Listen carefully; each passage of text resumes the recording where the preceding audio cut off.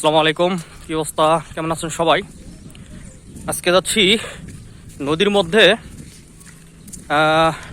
16 শতাংশ জমি অর্থাৎ আধা বিঘা জমি ছিল এবং বর্ডারের কাছে আর কি, সেখানে বোরো ধান লাগানো হয়েছিল।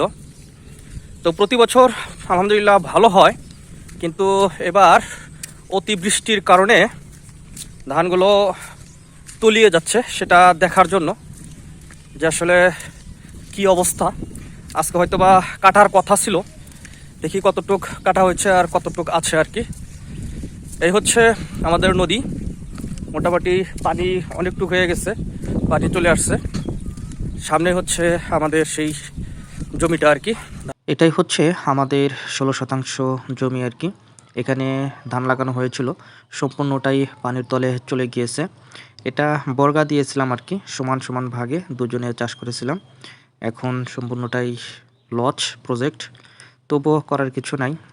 গত বছর ভালো হয়েছিল, এবছর অতিবৃষ্টির কারণে সম্পূর্ণটুক আর কি তলিয়ে যায়। আশেপাশের সকল জমি একই অবস্থা আর কি।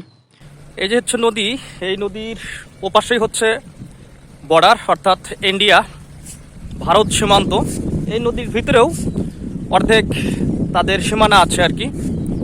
আর এই যে দেখতে পাচ্ছেন কিনা, এই যে একটা পিলার দেখা যাচ্ছে, এটা হচ্ছে ভারত বাংলাদেশের সীমান্ত রেখা আর কি।